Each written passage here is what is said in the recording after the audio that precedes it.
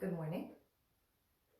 Welcome to Mantra108, where we are on our 16th day of chanting our 21 days of the 8-syllable Viṣṇu mantra.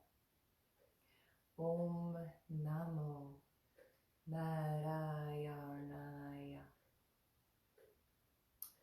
This great liberation mantra that facilitates the return of the individual to greater consciousness. Good morning, whomever is there in the corner. The qualities again, as we chant this mantra, we sink into the qualities of the mantra, which are peace and compassion and a sense of boundless love, all of which are qualities of greater consciousness.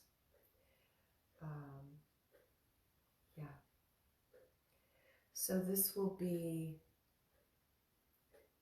an important day for me to chant this mantra, because my beloved 14-year-old border collie will be making his transition later today from physical body to greater consciousness. So as I chant the mantra today, I will be chanting most especially for my dear, dear friend Ringo, my dear pup, whom we've had since he was tiny, 12-week-old baby. Now he's 14. So I want to read to you a little bit about memory today. This idea of smriti. So we've been reading about other things that affect our heart, mind, consciousness, the citta. And so we've read about pramana, correct evaluation. We've read about vipariyaya, misperception. We've read about vikalpa, our imagination. And today we'll read about smriti, and how smriti, which is memory, affects the heart-mind field. So,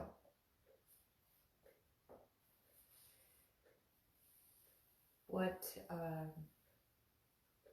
Bachman says here is every time we act or think or speak, we draw from our memory.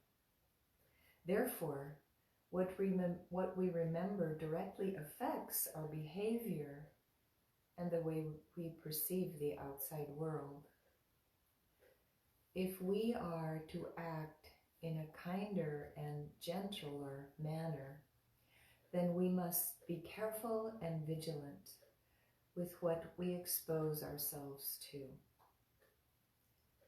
Like all vrittis, now remember, our vrittis are the activities in the citta, in our heart, mind, energy field.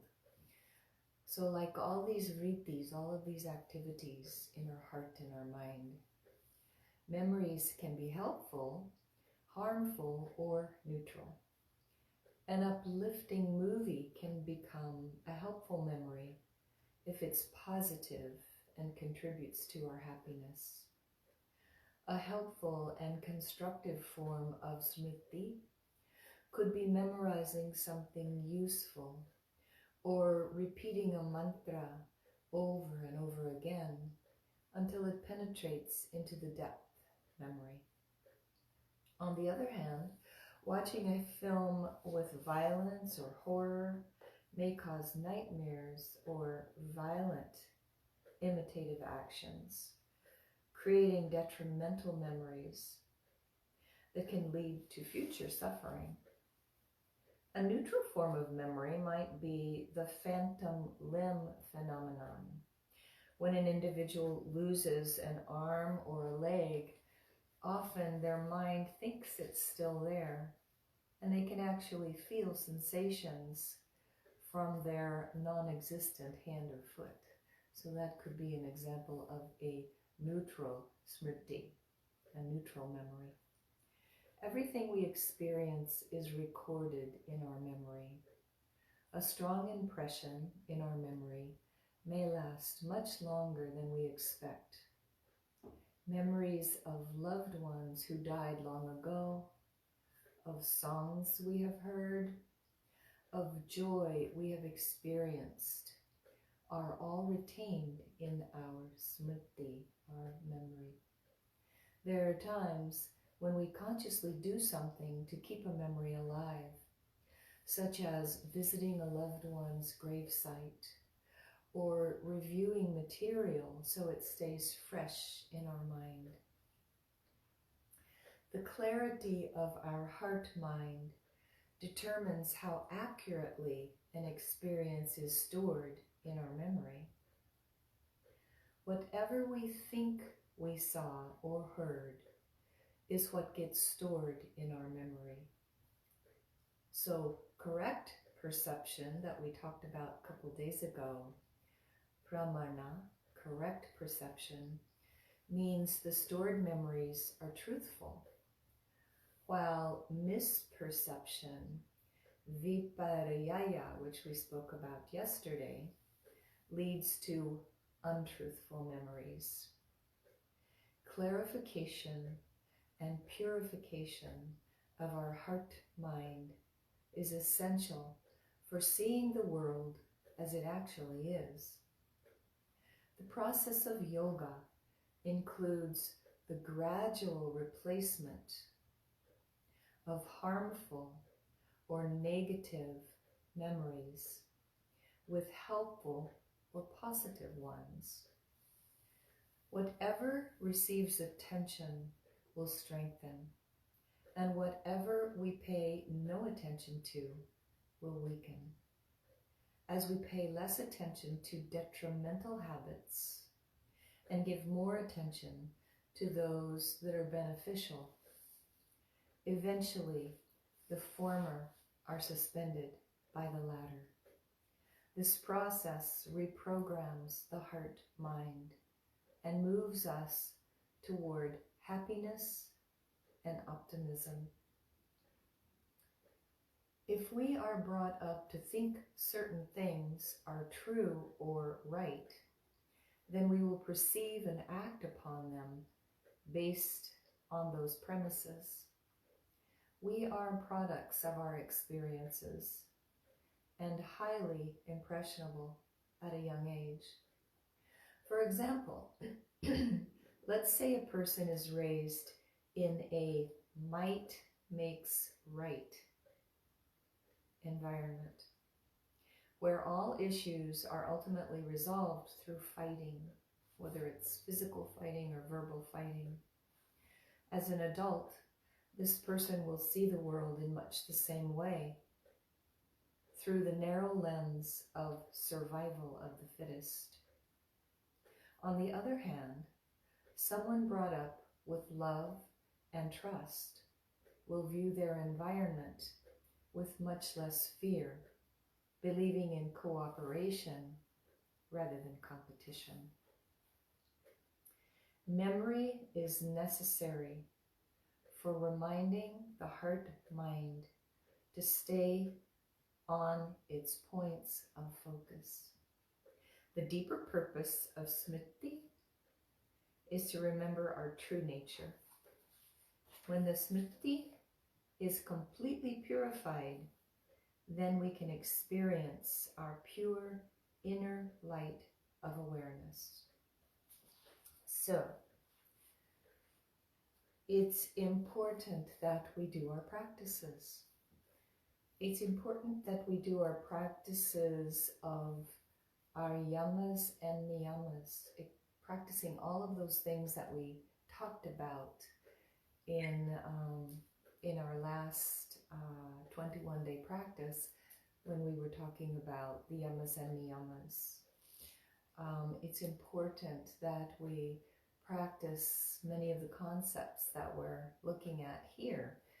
It's important that we do our meditation practices. It's important that we do our mantra practices. It's important that we read spiritually uplifting literature, spiritually uplifting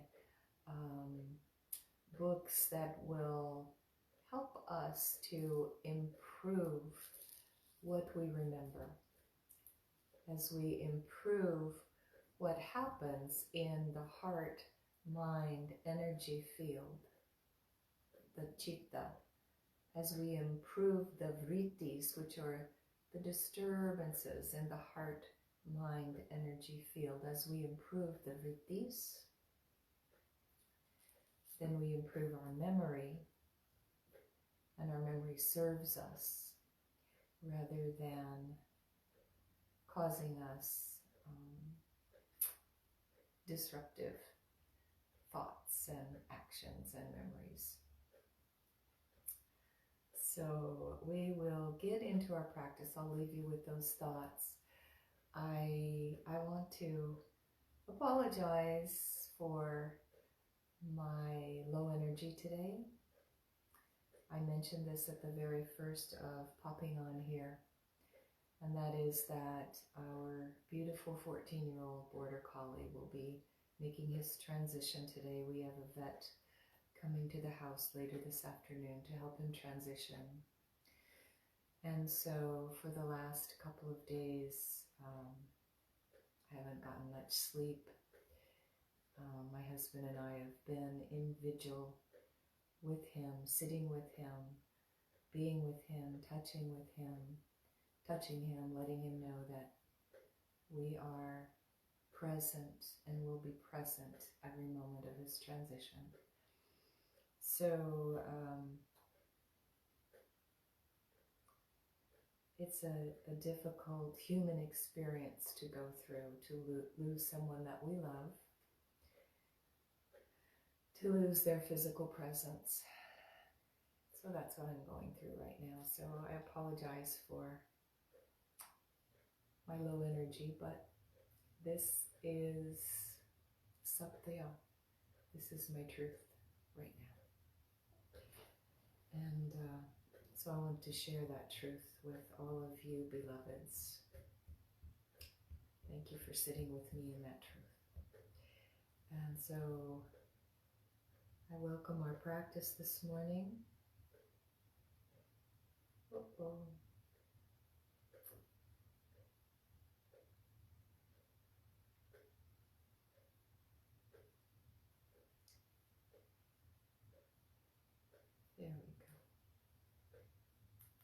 My brain's not working well right now.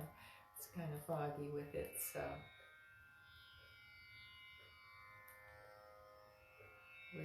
grief.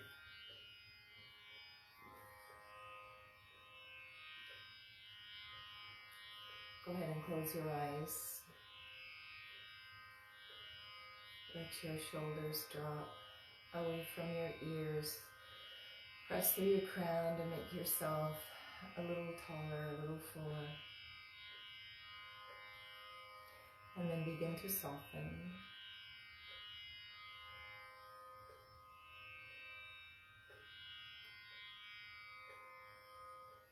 Soften your skin. Soften your muscles.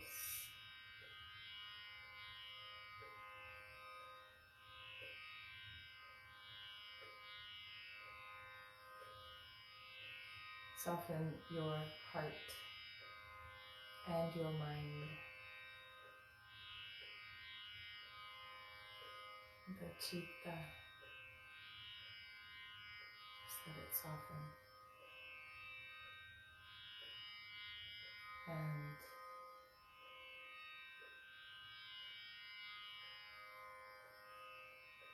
we'll take an inhale to begin our practice.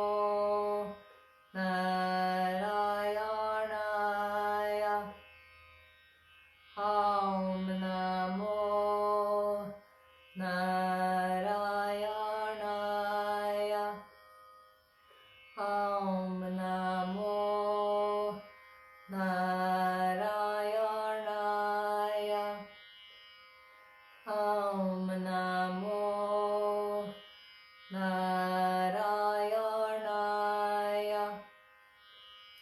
Auṁ Namo Nārāyaṇāya. Auṁ Namo Nārāyaṇāya.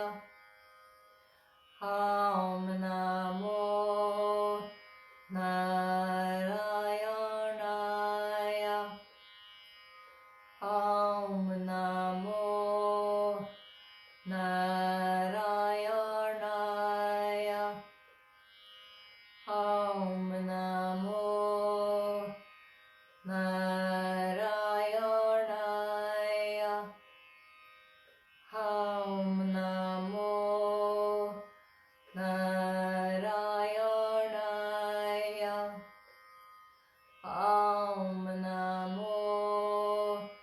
Nārāyaṇāya. Auṁ Namo Nārāyaṇāya. Auṁ Namo Nārāyaṇāya.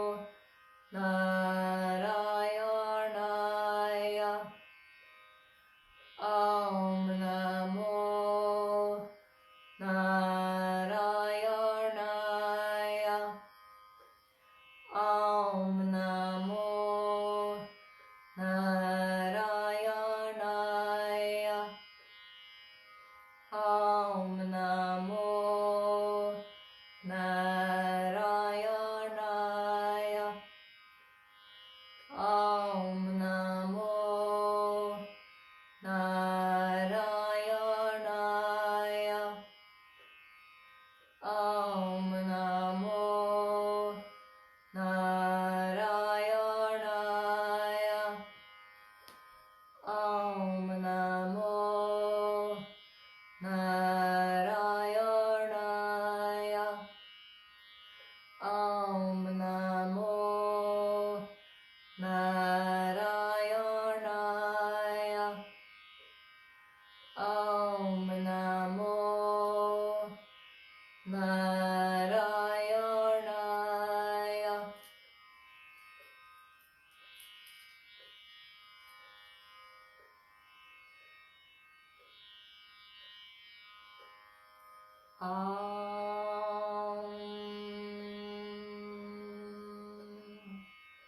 Shanti, Shanti, Shanti.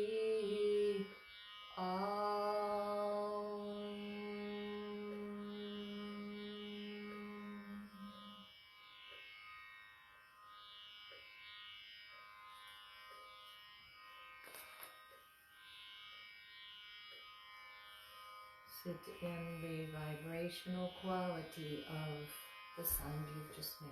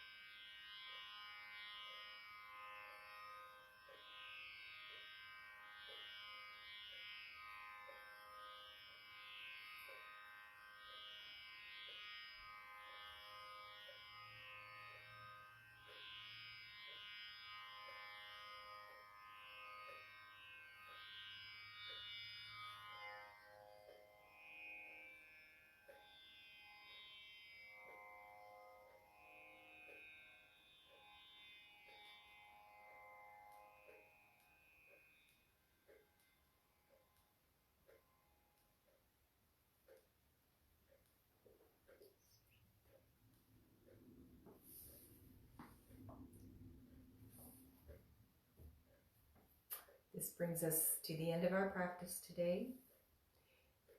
I encourage you to be careful about what you put in your heart mind, because it makes memories, it makes smriti.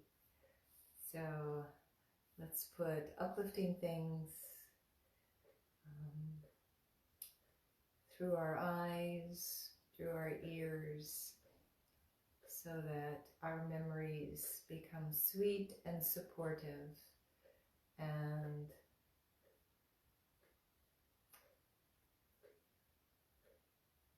encourage these qualities of this mantra, these qualities of compassion, of peace, and of deep, abiding love. All right, I'll see you tomorrow. Hold me in your prayers today.